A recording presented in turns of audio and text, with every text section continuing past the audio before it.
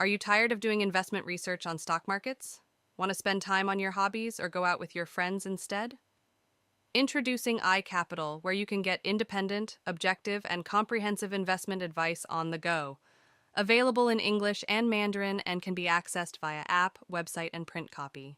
We provide thorough, first-hand research-based findings on listed companies, economies, and stock markets, and clear perspective of how markets interact and how they influence investments, as well as provide Malaysian and global stock recommendations, stock portfolios with outstanding performance to follow. Subscribe now to iCapital for stock news. From only 49 ringgit a year, start investing like a fund manager. Subscribe now at www.icapital.biz. Hi, good morning everyone. I hope you had a good week and ready to listen to another one of my YouTube videos. Today's topic will be very interesting, right? It's about Silicon Valley. Whenever we hear the word Silicon Valley, whenever we think about Silicon Valley, we always see it as an icon of entrepreneurial success. That's a place where all the dynamic entrepreneurs are innovating, creating, working hard to create the newest products, having the newest startup and so on, and therefore it is a valley of entrepreneurs. But if you dig deeper, which I always do, there's more to this story of Silicon Valley as an entrepreneurial success. And just by the way, when you talk about this, then the Western narrative is China cannot succeed because China doesn't have this Silicon Valley where there's this vibrant entrepreneurial culture. China is very much state-driven, top-down. So it's not going to succeed. Silicon Valley is different. And you look at the next typical title,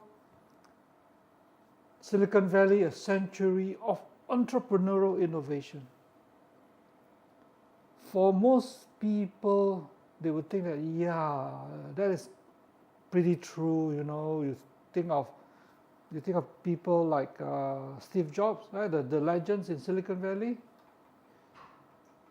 Bill Gates, Jeff Bezos, Zuckerberg.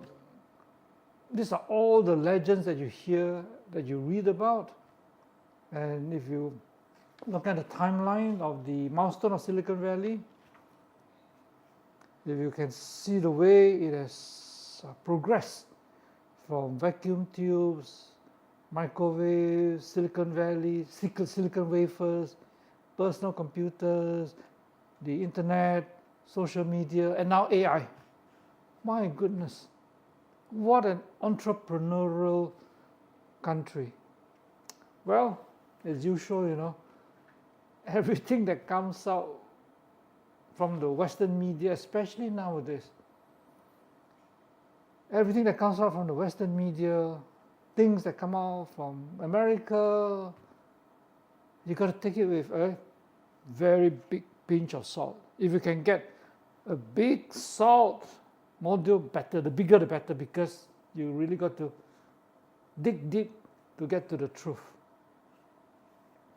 So what is really the story behind Silicon Valley? And before I go on, for those of you who have not subscribed to our channel, please do, please subscribe, please like, please share, and give your comments. We love to hear from you. We love to read your comments. So let me go back to the entrepreneurial success of Silicon Valley and share with you some photos. This is what? A warship, right? A US military warship. Well, this warship that we're showing you is outdated, pretty old warship. Then on the bottom left, you can see a modern US fighter jet, the tanks in the middle, the space rocket on the right hand side. What if I were to tell you that what you see here, all this military equipment, the warships, the warplanes, the space rockets, what if I were to tell you that these are the sources of Silicon Valley success? Would you be shocked? I'm sure many of you will be surprised because you would not associate Bill Gates, Zuckerberg, Steve Jobs, Jeff Bezos with warships and tanks and jet planes. Right or not? Then let's look at the next diagram, the next photo. You have on the left the US Defense Department, in the middle the Pentagon, on the right side is the National Security Agency, the NSA, which is made famous by Edward Snowden. So you see here, these are three, of course I forgot to show you a photo of CIA, the Central Intelligence Agency, and FBI and so on, and the Homeland Security and a whole host of other military defense related agencies of America. These are the real heroes of Silicon Valley. Let me just show you the next photo where it shows, this is based on Stanford University. There's a story here about how the US Defense Department basically financed Silicon Valley, bankrolled Silicon Valley. So let's look at some of the products that have come out from either US military, US space program, or something related to that. This Silipati, right? You can see the photo on the right side. It's, you know what it is? It's a bit like rubber, but it's not rubber. It's gluey and so on. So this engineer was working for the US War Production Board in 1943, and they were trying to find a substitute, a chemical substitute for rubber. At that time, you know, main producers of rubber were countries like Malaya, Indonesia, and all of them were brutally occupied by the Japanese, so there was no supply of rubber. So without rubber, you cannot have military equipment, you cannot have your tanks, you cannot have your military trucks and so on, you cannot have the wheels for your plane. So they have to find something. So this James Wright developed this substance, a gooey, bouncy substance, which we call Silipati. The next one is also interesting, is infrared thermometers. This was developed together with NASA, right, where you could measure the thermal radiation that is emitted by the eardrum, right? So this is to avoid, this method avoids contact with mucous membrane and allows rapid temperature measurement. The next one is LASIK. Many of you have done LASIK your eyes. Now you didn't know that it was used in the US military. It was also developed with NASA-sponsored research. And the way they use it in the US military and NASA is for tracking and weapons firing control. So that is LASIK that you know that is used to LASIK your eyes. The next one is also surprising, is the implant in the cochlea, and this was invented by this guy by the name of Adam Kisia, and he used his knowledge learned while he was working as an electronics instrumentation engineer at NASA. So now you have this cochlear implant. The LED in medical therapies, as you can see on the right hand side, was also experimented. The research was also started in NASA. And the LED was developed by Quantum Devices, right? The handheld high intensity LED that is developed by quantum devices can trace back to these initial experiments in NASA. The next one, invisible braces, you know, we put in your teeth. And this is also a company called Ceradin developed this translucent polycrystalline alumina TPA in conjunction with the Advanced Ceramics Research of NASA as protection for infrared antenna on heat-seeking missile trackers. So it was for military application. The scratch-resistant glasses, the lenses, this was also developed initiated by NASA. The radial tires, which has been improved tremendously by Goodyear and the other tire makers, this was actually to be used for NASA in their Viking space program on Mars, where they wanted the Viking spacecraft to be able to land gently on the surface of Mars. Then we have the video enhancing and analysis systems, as you can see on the right hand side, right? This was created by NASA to help FBI agents to analyze footages of videos.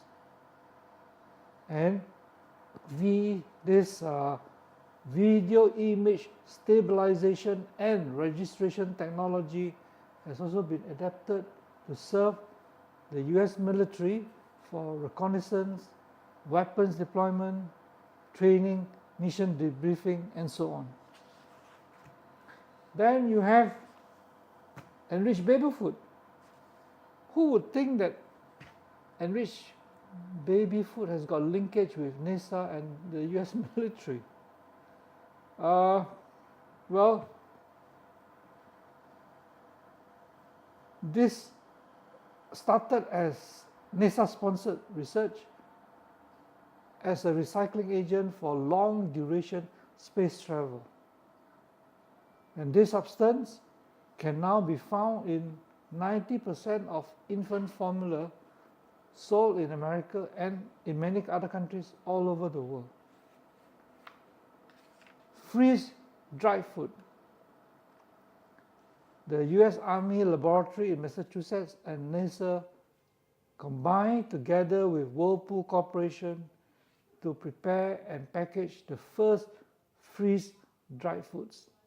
These foods were eaten, they needed to be used in space for the astronauts to eat in space on the Gemini and Apollo missions. Solar cells. You never thought that it originated with a NASA-sponsored campaign program together with other partners. So this was to basically, the original objective of this alliance was to develop remotely piloted aircraft that you can fly unmanned without pilots at very high altitudes for days on days and days, but this required advanced solar power sources that did not add on to the weight. So therefore you have solar cells. Next. Structural analysis software on the right hand side, considered one of the most successful and widely used NASA software programs. So it has been used to design everything from Cadillacs to roller coaster rides. It was originally created for spacecraft design. The other item, the other product is OpenStack. This is a cloud compute platform to give additional computer and storage resources for NASA's engineers. Next will be food safety, where NASA was concerned with how to feed the astronaut in a sealed capsule under weightless conditions with safety. So you have to make sure that there's absolute absence of bacteria and toxins. So together, Pillsbury and NASA enhance food safety in such a way that you could actually use it in space. Imagine your packaged salad, right? You never thought that this is linked to the US military. This is the one that you find in your supermarkets.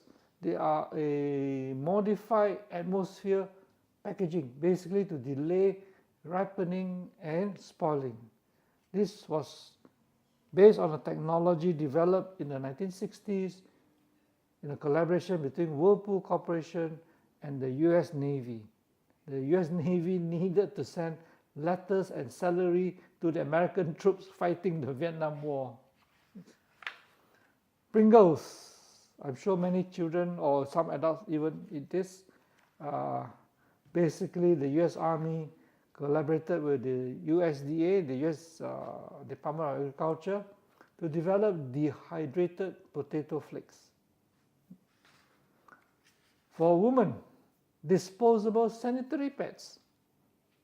You never imagined that this was, the whole thing came out during World War I. Kimberly-Clark developed a material called cellucotton, right? And it was more absorbent and less expensive than bandages. So when the war was over, Kimberly-Clark created Kotex, the first disposable sanitary pads. That it was when Kimberly-Clark heard that the nurses in the army had been using the cellular cotton bandages as makeshift sanitary napkins.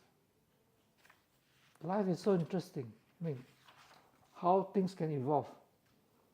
And from there, Kleenex. It was a spin-off from the development of cellucotton. Kleenex, you know, the tissue paper. The sunglasses that you see the pilots wear, right? Where you see Top Gun, the pilots wearing the glasses.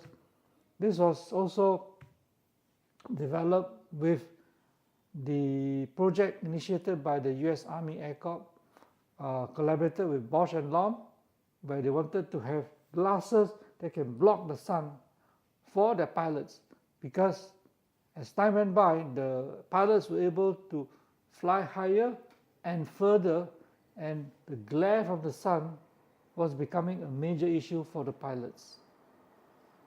Computers.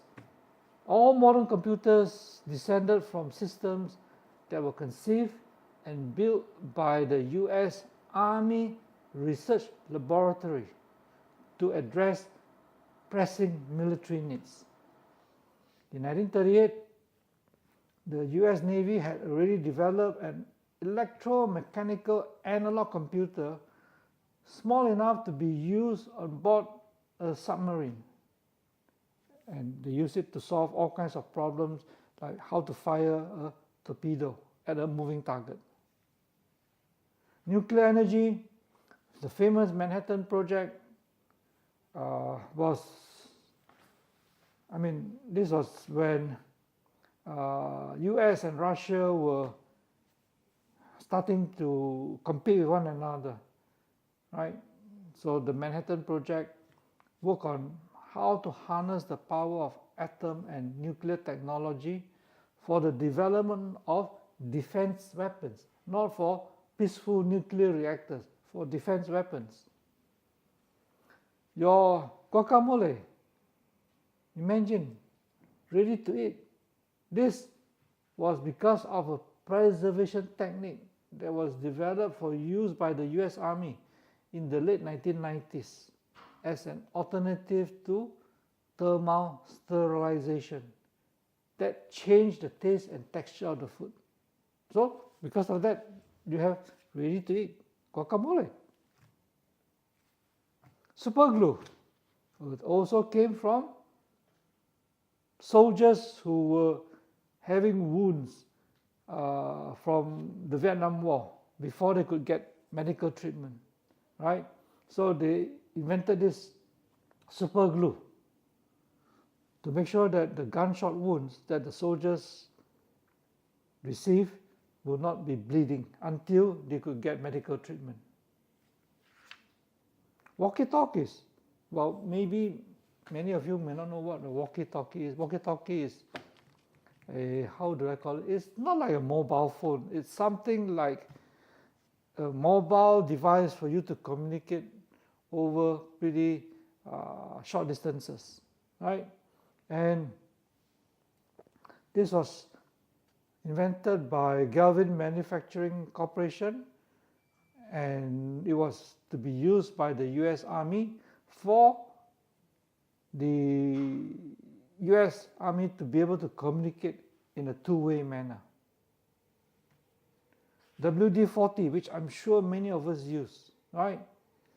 The first use of WD-40 was to protect the outer skin of the Atlas missile. Not protect your car or your oven, but to protect the outer skin of the Atlas missile from rust and corrosion.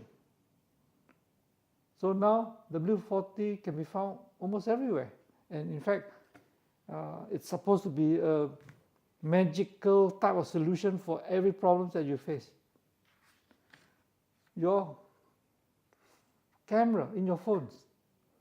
NASA originally invented the CMOS, the complementary metal oxide semiconductor image sensor, to use to capture high resolution images on spacecraft. And after that, it ends up in your smartphones. GPS, you know, you got your Google Map, you want to find where you want to, what's the best restaurant to eat, or how can I go from Jalan Tun Chesley to Puchong. So this GPS is a satellite-based navigation system owned and operated by the United States Space Force. It gives you, as you already know, precise location, blah, blah, blah. And it was first used in the 1960s by the US Navy to track submarines carrying nuclear missiles. It was not for your Grab driver to find out where to deliver your food or deliver you to. It was for the US Navy to track nuclear submarines.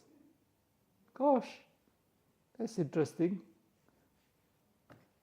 Boeing 747, the jumbo jet, one of the two largest civilian aeroplanes in the world. And I mean, the whole plane was not copied from military side, but the engine technology was originally developed for Boeing's military transport plane, the C-5A. Then they used it for civilian commercial use in Boeing 747. Internet and the WWW, the World Wide Web. This Licklider developed the idea of a universal network at the Information Processing Techniques Office of the US Department of Defense in their Advanced Research Projects Agency. ARPA is under the US Defense Department, which is now known as DARPA. And that's how, well, I mean, internet is a little bit, the history of internet is a little bit more interesting.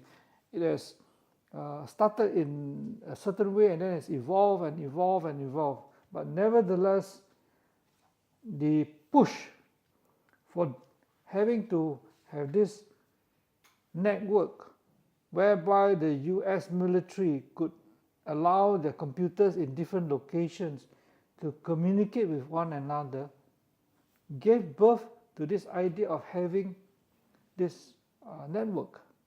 And this was because in the 50s and 60s, Soviet Union and America were involved in a very fierce Cold War, right? So the US Defense Department wanted to find a way to connect the computers, their computers, so that their computers could talk to one another. And otherwise, imagine the American Army researchers would have, all the Army personnel would have to travel to meet one another to talk. So the first workable prototype of the internet was the ARPANET. ARPANET stands for Advanced Research Projects Agency Network, ARPANET. And it was created in the late 60s with funding from the US Defense Department. Then we fast forward the internet that we know now, the WWW. It was created at the European Organization for Nuclear Research in Switzerland, or CERN, by Tim Berners-Lee, which was built upon ARPANET. And this is what you get now.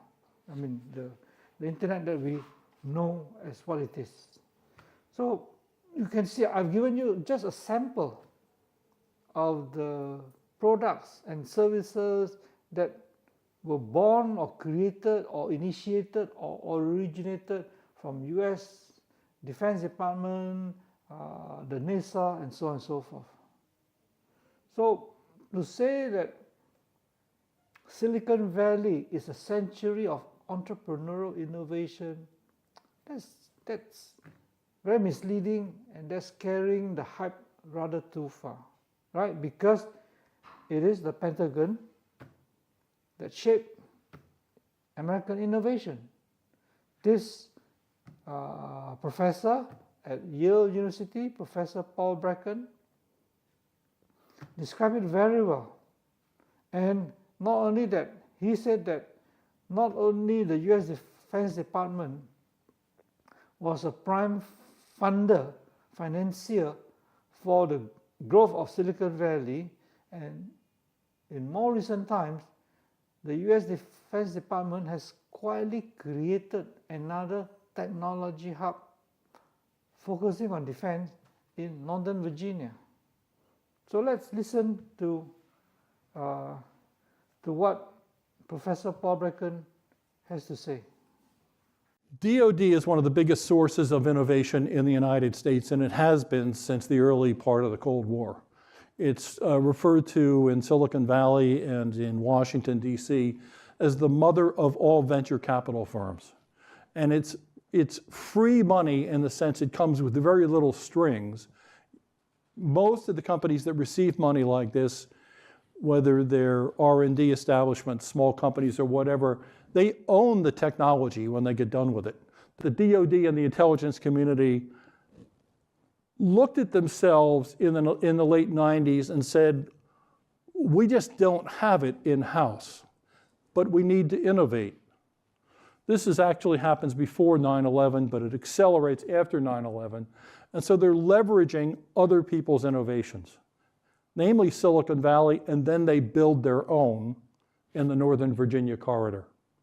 The locus of innovation in the United States, in a relative sense, has shifted to small and medium-sized enterprises of a kind that there's thousands of these in Northern Virginia and spread over the country.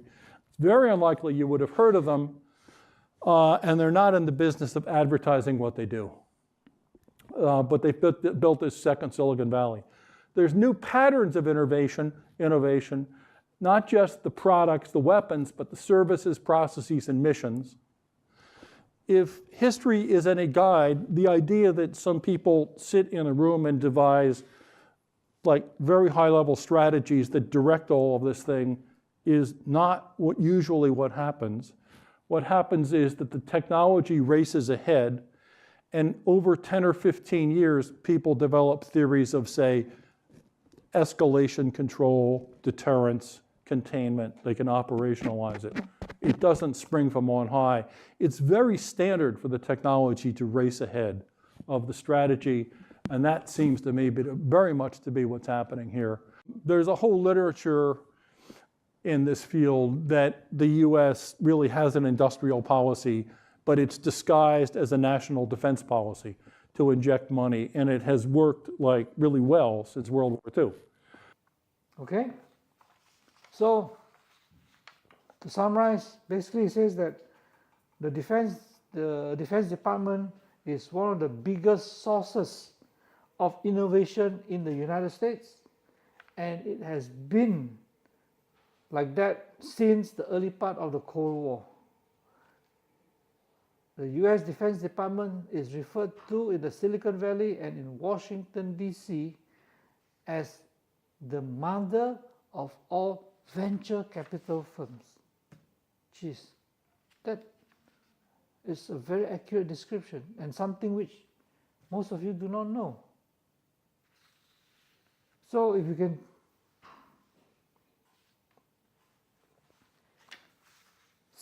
understand how the whole thing came about, right?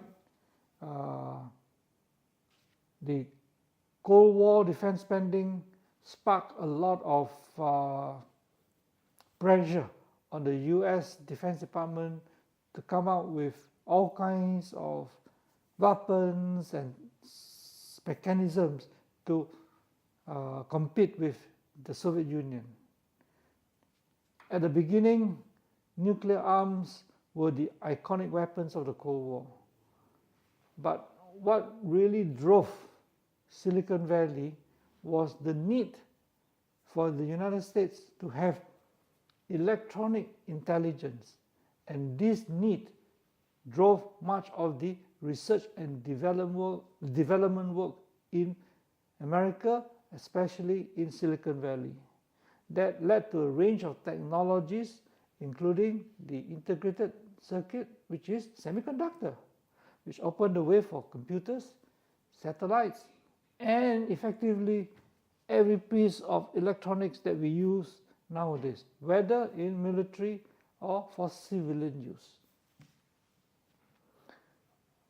So let me just quickly run through the more modern products that are so taken for granted by all of us. The development of the internet, commercial computers, to Siri, to GPS, and even Google search was funded by the US military. Google Earth, which has been banned in a number of countries as a threat to privacy or national security, was originally a tool developed by the CIA. I mean, I'm not surprised that some countries ban it, because it is a tool developed by the CIA. So will Google Earth continue to be a tool of the CIA? And in the last couple of decades, the industry has gone from solving problems in physical space to issues involving cybersecurity. Said Steve Blank, he's a historian of Silicon Valley, we are now writing the data world for our intelligence agencies.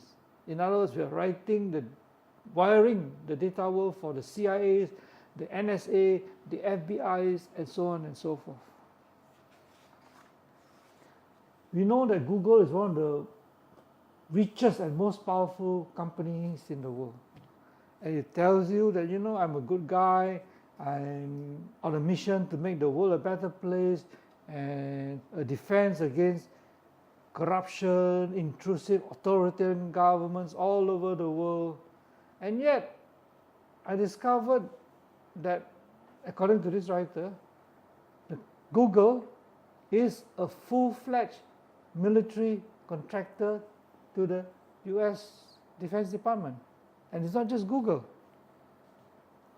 Palantir Technologies is a huge data analysis firm set up by Peter Thiel.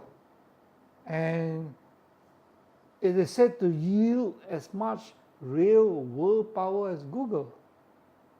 Its first outside investment came from the CIA. And the tools developed by Palantir Technologies are used for tracking insurgents in Iraq and Afghanistan, and are now used by the FBI, Homeland Security, and so on and so forth. Stanford University became in effect the research laboratory for the very infamous American military-industrial complex. The now forgotten Fred Thurman, an engineer, built up the 800-strong electronic warfare laboratory at Harvard University during the World War II. And when the war ended, he went back to Stanford and did all the same again. It was very routine for the thesis at this laboratory, when they were written and published, to be classified documents. The first IPO that came out from Silicon Valley was in 1956 for a company called Varian. The company sold microwave tubes for US military applications. The first contract for Fairchild Semiconductor, which is a predecessor to Intel, to Texas Instruments, were to help build the bomber and the missiles that could eventually lead to an Armageddon. And also it helped America to send the astronauts to the moon.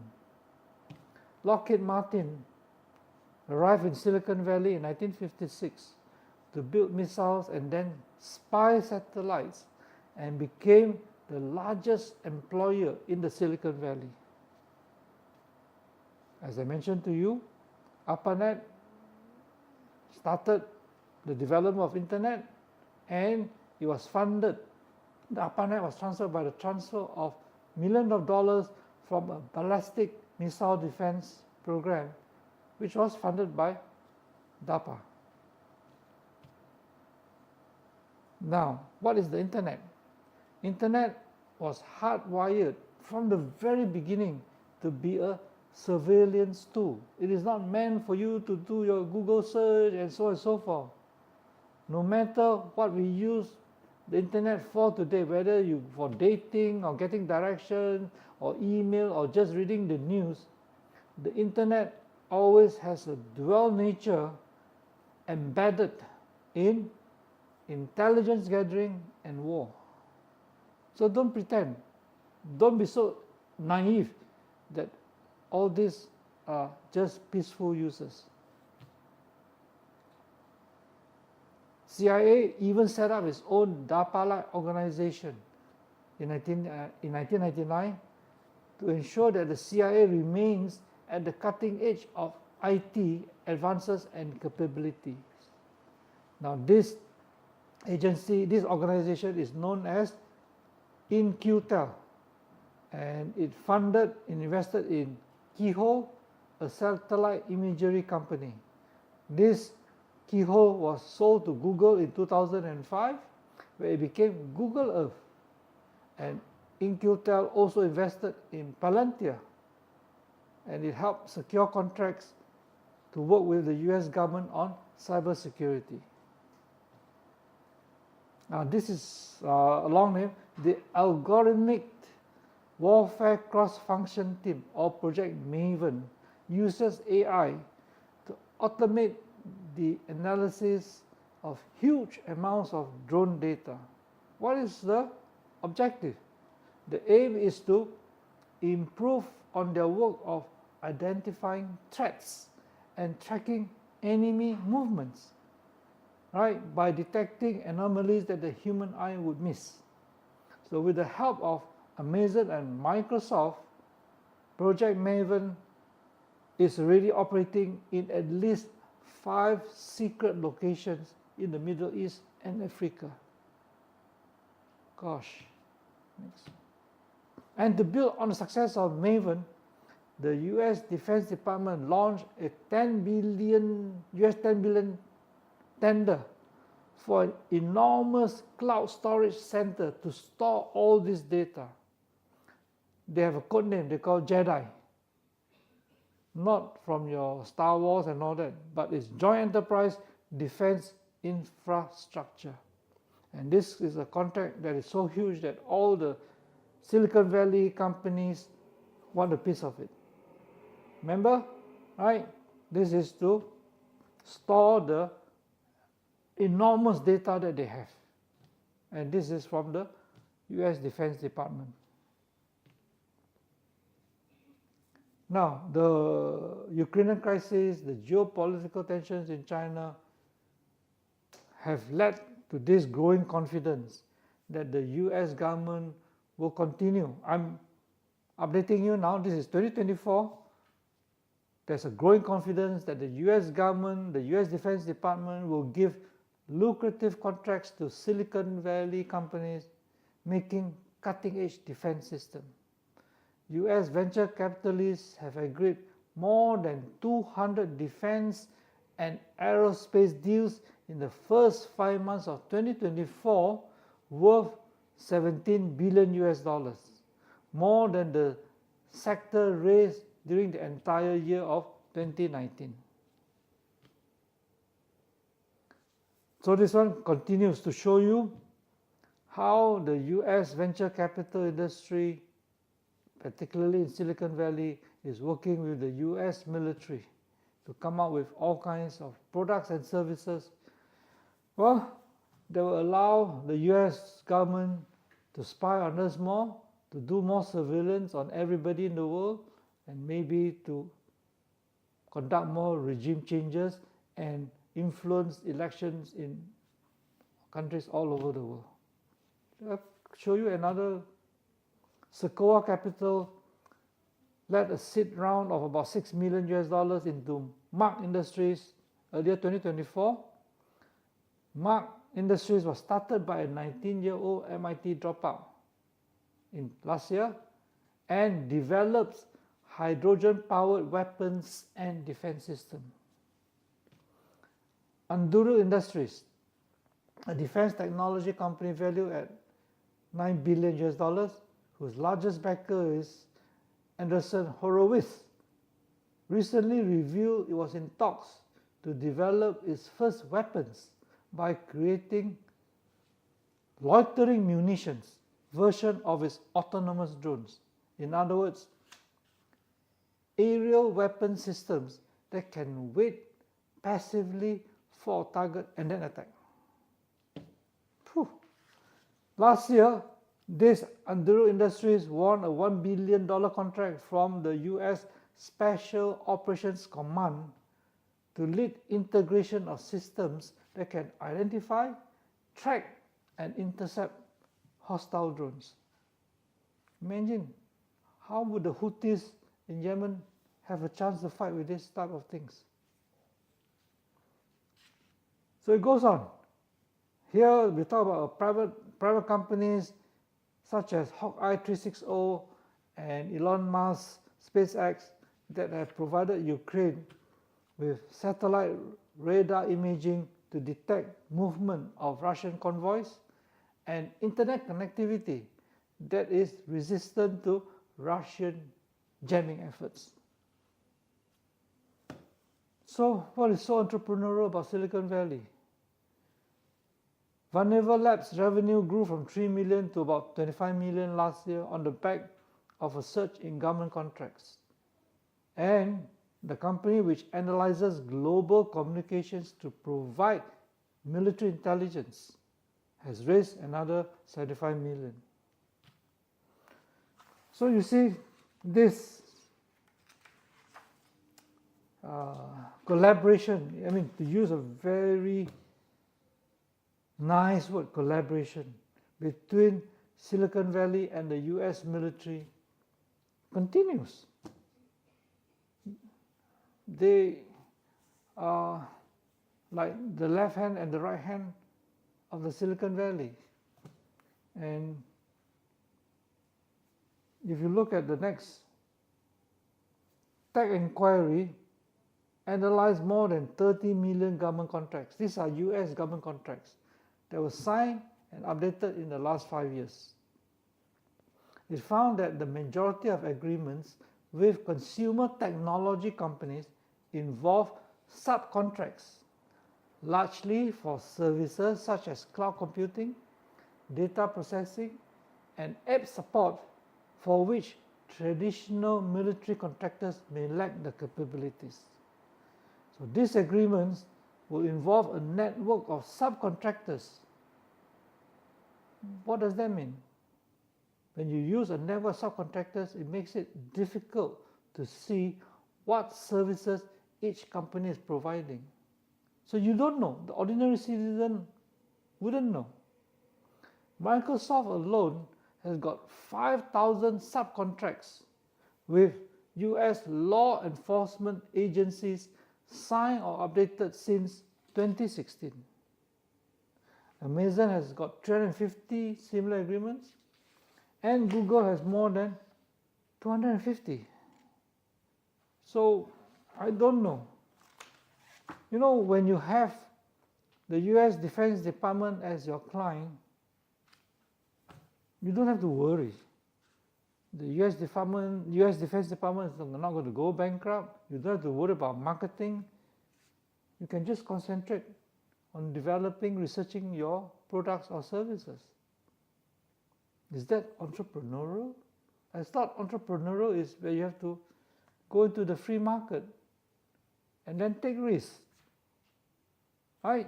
If you're good, you succeed. If you're not good, you fail. But here, the US Defense Department has already taken out a big chunk of the risk. That's not entrepreneurial. That is a form of subsidy. It's subsidy. You know, if I, as an entrepreneur, has to go out and look for customers, hire people, make sure that my products and services are being produced properly, chances are I would fail. Studies have shown that the failure rate of entrepreneurs is very high. So when you have the US Defense Department as your initial customer, whether it's the CIA or US Navy or whatever it is, even though it's only a single customer, you get all the funding. You don't have to worry in finding a client until when your product is ready for commercialization. That is subsidy. Like what the professor from Yale University says, the US government is very smart. They have disguised their industrial policy in the form of this kind of defense spending. You know, US keeps accusing China of engaging in industrial policy, stop doing it. What the heck? You're doing the same thing, except that you're smarter and disguise it in a different way so that ordinary people like myself, like you all, can't see it, don't know. This is a very unequal world, this is a very unfair world. So that's why in our YouTube channel, we take the trouble to dig deeper, to research deeper, to look at the facts, and then come out and share with you. And I hope that you all will share whatever we have found with other people and subscribe to our Capital Dynamics YouTube channel. And if you like, subscribe to our publication, iCapital, at www.icapital.biz. So with that, I hope you really benefited from what I've shared with you, because this sort of research is not easy. It takes quite a bit of effort, but you need to know the truth. And give your comments. So with that, I hope you have a good weekend, and I'll